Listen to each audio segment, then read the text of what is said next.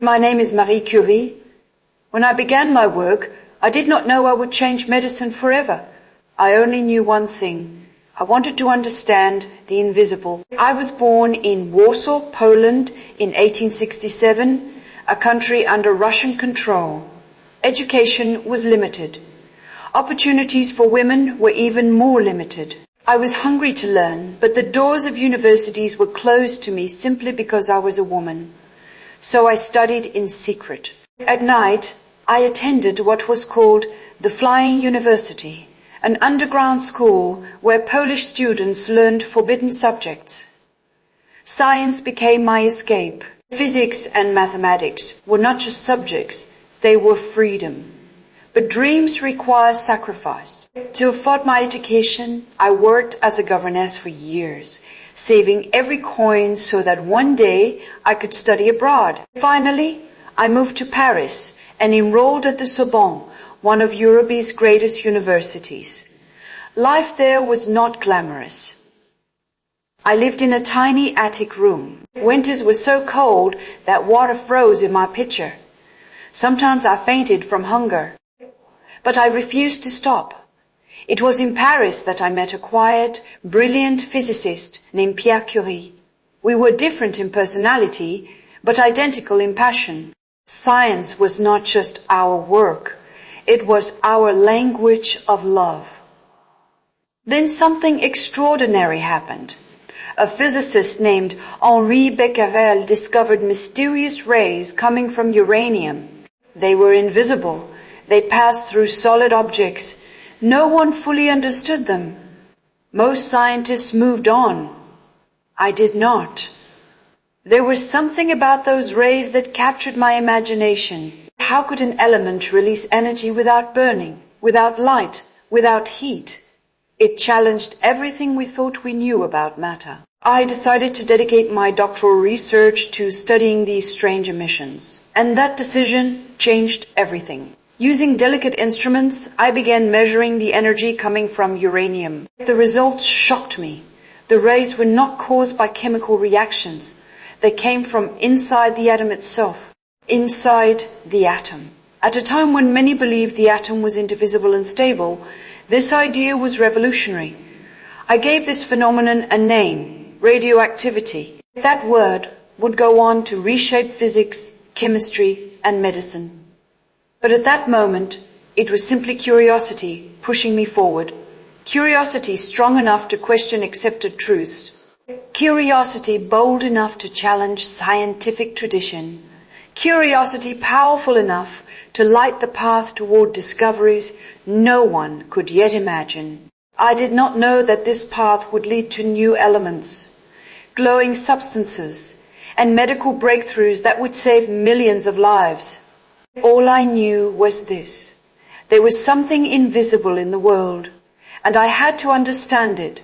And what happened next would change science forever. Pierre and I were no longer just studying mysterious rays. We were chasing something hidden inside the earth itself. In a small drafty shed behind our school in Paris, we worked under a glass roof that leaked when it rained and trapped heat in the summer. There was no proper ventilation, no modern equipment, just heavy iron cauldrons, simple tools, and relentless determination. The mineral we worked with was called pitchblende, a dark, dense ore containing uranium. But something puzzled me. Even after uranium was removed, the leftover material was more radioactive than pure uranium itself. That meant only one thing. There had to be another element inside it. So we began the exhausting process of separation. We crushed, we boiled, we stirred, we dissolved and crystallized the ore again and again, ton after ton, by hand. Months passed, then years. Most people would have given up. But then, in 1898, we found proof of something new, an element never before seen on the periodic table. I named it polonium, after my homeland, Poland, which at the time did not exist as an independent nation. It was my quiet act of defiance, a scientific discovery carrying the name of my country. But we were not finished. As we continued refining the pitch blender, we detected something even more extraordinary. Its radioactivity was far stronger, almost unbelievable. Later that same year, we announced the discovery of radium.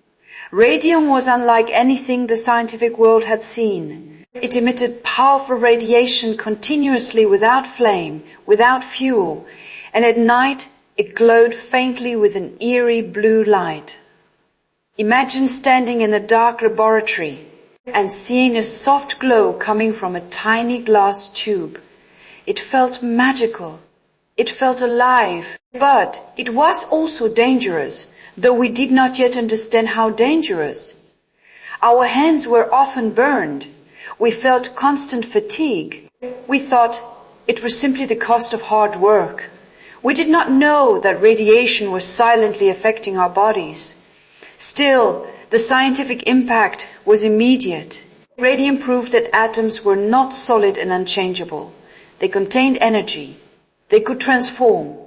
This discovery shook the foundations of physics and chemistry. For the first time, humanity understood that enormous energy was hidden within matter itself. And beyond science, doctors began to notice something remarkable. Radium could destroy diseased tissue. It could shrink tumors. What began as a scientific mystery was becoming a medical revolution. But at that moment, in that small lab, we were not thinking of fame or awards. We were thinking about the glow, the numbers on our instruments, the quiet realization that we had uncovered something the world had never known existed. 2 new elements, a new understanding of the atom, and the beginning of a force that would reshape medicine, industry, and science forever. But discovery always comes with consequences. And what happened next would change my life in ways I could never have imagined.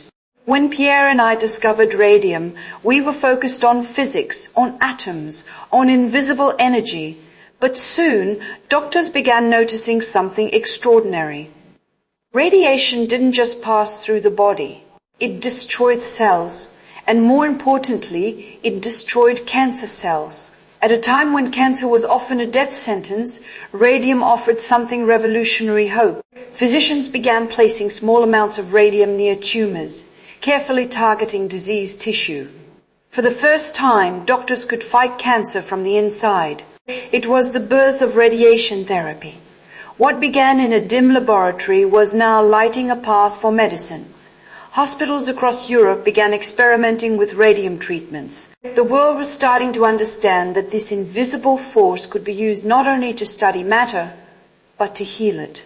But then war came. In 1914, World War I erupted across Europe. Hospitals were overwhelmed.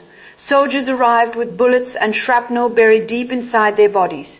Surgeons often operated blindly, unsure of exactly where to cut. I could not stand by. I knew that X-rays discovered years earlier could allow doctors to see inside the human body without a single incision. So I took action. I helped design mobile X-ray units, small vehicles equipped with X-ray machines and generators. They became known as Little Curies. I personally traveled to the front lines, training nurses and technicians to operate them. I drove through dangerous war zones, bringing imaging technology directly to battlefield hospitals. Because seeing meant saving lives. With X-rays, surgeons could locate bullets precisely. They could avoid unnecessary amputations. They could operate faster, safer, smarter. It is estimated that over 1 million soldiers were treated with the help of these mobile units during the war. From cancer therapy to battlefield diagnostics, radiation was no longer just a scientific curiosity. It was becoming one of the most powerful tools in modern medicine. Today, radiation therapy continues to treat millions of cancer patients every year. X-ray imaging remains one of the most common diagnostic tools in the world. From broken bones to lung infections, from dental exams to CT scans, the ability to see inside the human body changed medicine forever. And it all began with a question. What are these invisible rays? Curiosity led to discovery. Discovery led to understanding, and understanding led to healing. Science is not only about knowledge, it is about service to humanity.